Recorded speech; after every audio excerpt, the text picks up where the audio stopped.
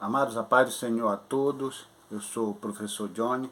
Se você gosta do que nós colocamos aqui neste canal, se inscreva, porque você vai nos ajudar a levar a palavra do Senhor a lugares onde nós não podemos ir. Então dependemos de você. Tem um botãozinho vermelho aí. Clique lá, se inscreva e nos ajude para que dessa forma a palavra do Senhor venha a ser ensinada. Então nós vamos agora para a segunda lição da Escola Dominical, que por tema o propósito dos dons espirituais. Então nós devemos saber para que servem os dons. Serve para engrandecer? Serve para se sentir melhor do que o outro? Serve simplesmente para dizer que aquele que tem ou aquele que fala em línguas tenha condições suficientes de estar à frente do trabalho? Será que as avaliações que nós fazemos hoje em dia acerca de indicações para o ministério é só quando a pessoa fala em línguas? Aí há grandes questões que nós devemos avaliar, porque partindo do só falar, e isso é a avaliação final para alguém fazer a obra do Senhor, eu acho que a gente tem que voltar aos princípios de como se separava um obreiro, de como se chamava alguém para fazer a obra do Senhor. Então, aqui nessa segunda lição, que fala sobre os propósitos dos dons espirituais, a leitura bíblica em classe que vai ser em 1 Coríntios do 12, do versículo 8 ao 11, e do 13, capítulo 13, de 1 ao 2. E a introdução diz o seguinte, da Revista Escola Dominical, segundo trimestre de 2021. Nesta edição estudaremos o verdadeiro propósito dos dons espirituais concedido por Deus à sua igreja. E aí o seu propósito é edificar-nos e unir-nos, fortalecendo assim a igreja de Cristo. Ok, então é para edificar, para fortalecer, para unir as pessoas em Cristo através do dom. Porque quando isso não acontece no que diz respeito à união, todo bloco ou toda organização que não é unido em si dentro do seu sistema se torna fraco em relação ao inimigo externo. Ou seja, se a igreja é um corpo de Cristo e esse corpo tem que estar em harmonia, um corpo forte é resistente a qualquer ameaça externa. Mas um corpo fraco, tudo que é externo consegue entrar e fazer esse corpo enfraquecer. Então precisamos entender isso, que é importante para nós. Os dons não são para elitizar o crente. Aí o subtópico 1 fala assim, a igreja de Coríntios. Essa igreja aqui ela tinha um grande problema. Eles tinham os dons? Tinha. O apóstolo Paulo chegou até a dizer que eles tinham tanto dom que não lhe faltava um aqui em 1 Coríntios 1,7, de tanto dom que eles tinham lá. Às vezes não é só ter o dom, é saber como se deve usar esse dom.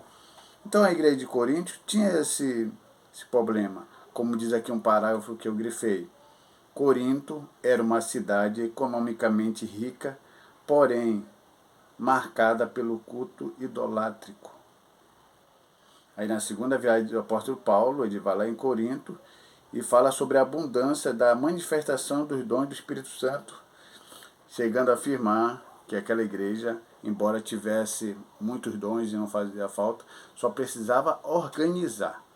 Vocês perceberam que às vezes fazer algo de positivo é bom, mas se não houver a organização de como se deve fazer aquilo que era para ser positivo se torna negativo. Então, dentro de uma organização, precisa-se ter organização para saber qual é as posições que as pessoas podem estar e o que se pode fazer. E isso só é através do estudo. Pessoas que não gostam de ir à escola dominical, pessoas que não gostam de ir ao culto de ensinamento, dificilmente vai entender essas coisas. Por não saber, aí vem a ignorância. como o apóstolo Paulo falou acerca, não sejais ignorantes acerca dos dons. Porque existe uma grande diferença entre ser ignorante e ter um conhecimento errado. Ter um conhecimento errado, pelo menos ter um conhecimento, mas é errado. Agora, o ignorante é demais. O ignorante é aquele que nem conhecimento errado tem, ele não sabe nada.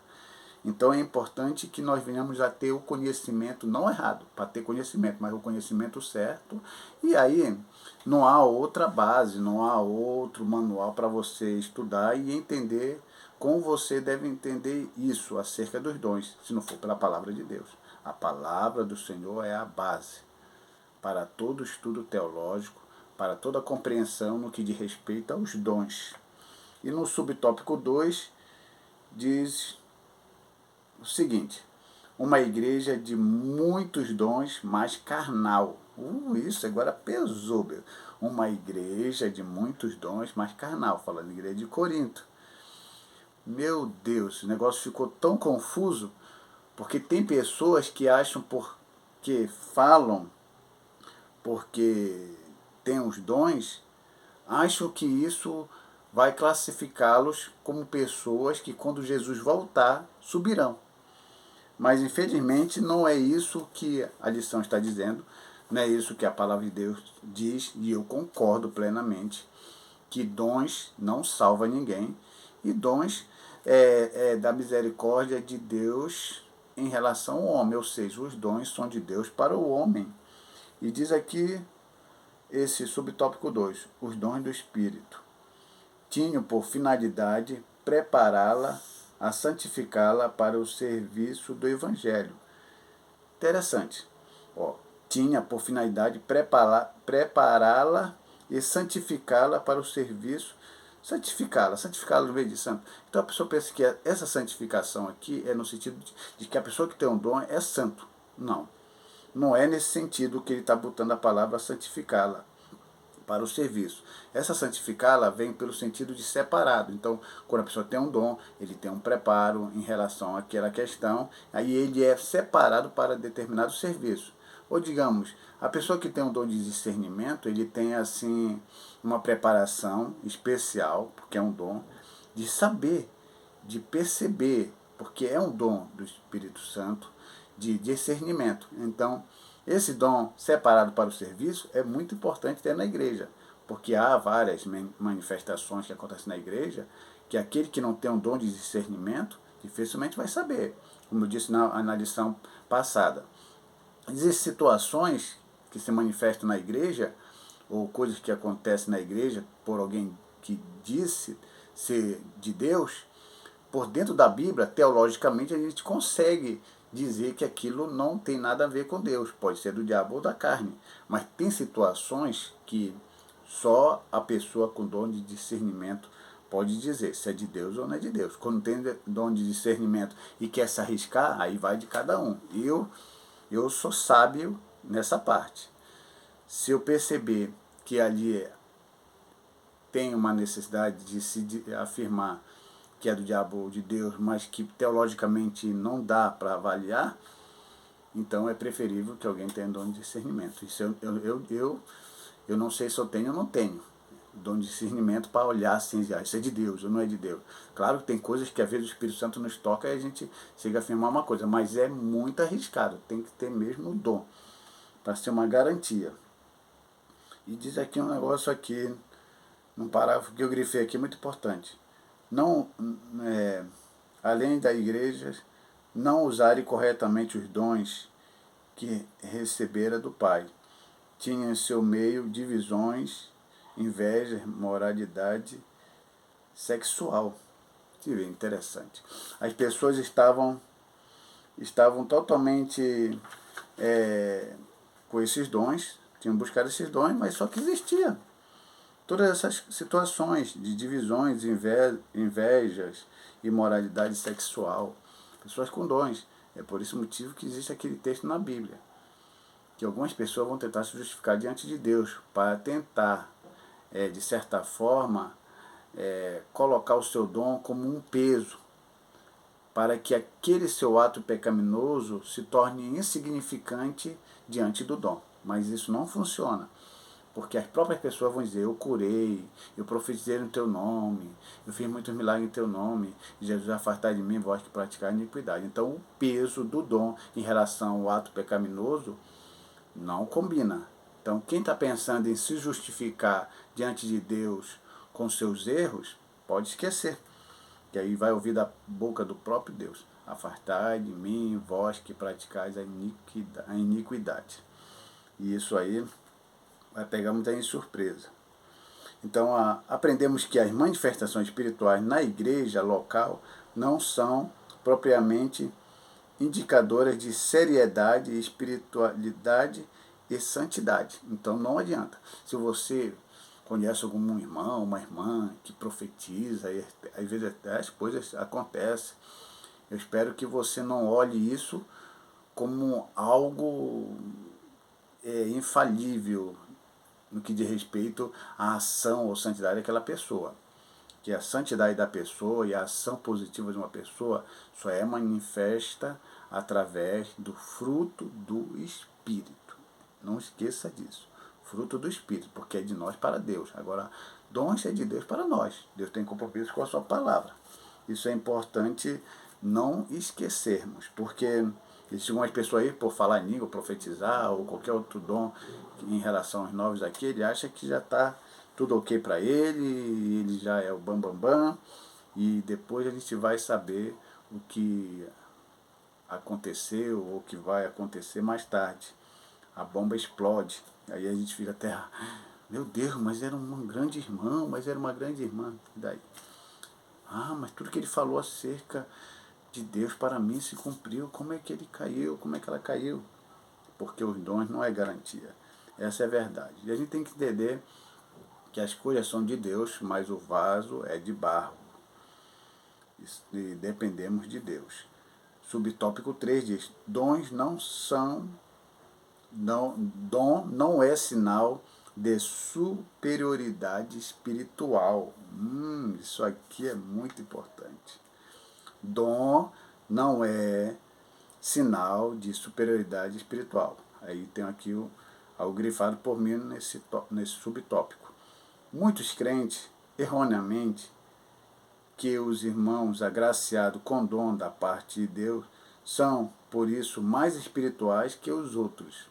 Como eu falei para você anteriormente, tem pessoas que, por alguém profetizar, ok, e profetiza, Deus revela algo para ele fala, as coisas acontecem, aí vem aquele irmãozinho que só tem o conhecimento da palavra, prega a palavra, tem o conhecimento da palavra, as pessoas começam a avaliar. Não, mas eu prefiro aquele que revela do que aquele que tem. Às vezes aquele que revela não tem nada de conhecimento da palavra de Deus. Fala um monte de heresia, fala um monte de bobagem, mas é usado por Deus. Isso aí a gente não vai negar.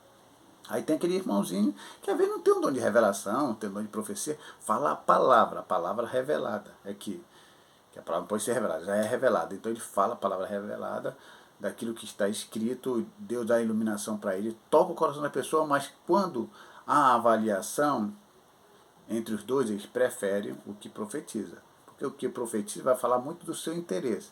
E a palavra do Senhor não, ela não fala muito do seu interesse, ela fala do que você precisa realmente ouvir em relação ao seu pecado, à sua falha, e a Bíblia, a palavra do Senhor, não passa a mão na cabeça de ninguém. Existem profetas, às vezes, que passam a mão, mas a palavra de Deus não tem essa exceção. Você pecou, pecou. Se você acertou, acertou. E outra parte que eu grifei aqui no subtópico 3 é: não recebemos tais dons por mérito próprio, mas pela bondade e misericórdia de Deus. Que a mensagem de Jesus possa ressoar em nossas consciências e convencer-nos de uma vez por todas de que os dons não são garantia de espiritualidade genuína. Não recebemos os dons por mérito. Por que não recebemos dons por mérito? Porque o que é dom? Dom é uma dádiva, dom é um presente. Não é prêmio, não é um galardão. Dom não é um galardão. Dom não é um prêmio que você recebe. Dom, já diz, é um presente. Quando eu vou ao seu aniversário e lhe dou um presente. Por que eu lhe dou um presente? Não porque você é uma pessoa legal, não porque você é uma boa. Eu lhe dou um presente porque eu gosto de você e eu me identifiquei com você. Não por mérito e nada. Porque se eu vou dar um presente a você é porque você é uma pessoa boa, então já não é mais presente. É um prêmio, é um galardão. É por isso que diz que o dom da salvação é gratuita. A salvação é um dom gratuito de Deus. Não é um prêmio gratuito de Deus, não é um galardão gratuito de Deus, a salvação. A salvação é um dom, é um presente que Deus nos dá sem que nós merecemos. E assim é o dom. Então, quando Deus dá o dom à pessoa, seja os 9 dons que ele recebe de uma vez, não é por mérito, é por causa do amor de Deus por aquela pessoa. E aí pode ser entregue a ele esse dom. Porque se Deus precisasse de méritos para ele dar esses dons, não seria dons. Seria prêmio, seria galardão, mas não seria dom. Se é dom, se é presente, então ele tem que dar pelo que ele sente pela pessoa. E não pelos méritos da pessoa em si, porque isso não conta. E o tópico, ficou entendido isso aí? Dom é diferente de prêmio e galardão. Que fique claro isso aí para vocês. Tópico 2. Edificando a si mesmo e os outros. Isso é importante. O dom serve isso, tanto para edificar a si como edificar os outros. No vídeo anterior, na primeira lição, eu até fiz a diferença entre reação e manifestação. Porque manifestação é o que é útil para a igreja. E reação é o que é útil para a pessoa. Já aqui fala em edificação, que fala que edifica a si e ao próximo. Quando a pessoa fala em línguas estranhas, edifica ele que fala. Isso só vai servir para o outro se tiver um intérprete que possa interpretar essa língua para as pessoas que ali estão presentes. Então é diferente. Então reação é diferente de edificar. Quando eu falo glória a Deus, aleluia, e dou uns pulos aqui e choro, isso não é manifestação do Espírito Santo porque não é útil para a pessoa, é útil para mim, que sinto. Já no caso de falar em línguas, ele não só é útil para a pessoa que fala, mas como edifica a pessoa. Chorar não edifica. Chorar só é uma reação boa que me faz bem. E essa presença me faz sentir algo diferente do que aqueles que estão ali presentes. Então eu não posso muito apontar o dedo aí e falar que essas pessoas não estão sendo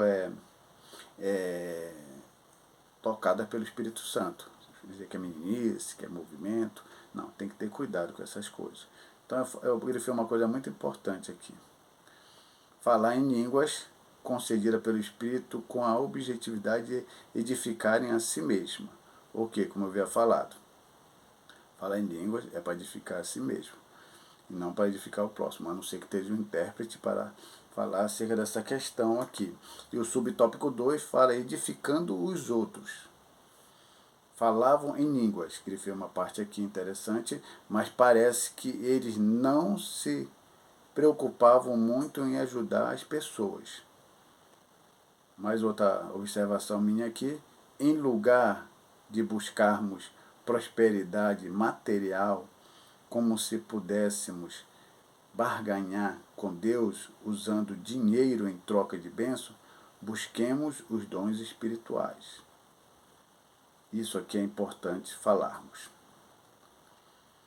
Lá em Corinto, quando a pessoa tinha o dom, ele só pensava numa única coisa, o eu. O eu é que se destacava, é o eu que se tornava superior, enquanto que o próximo era esquecido. Então, se eu tinha um dom de profetizar, e aquele que não tinha, então eu me achava superior a ele, então eu não pensava nele. Eu não tinha um entendimento que eu profetizando ajudaria o meu irmão, que era o próximo.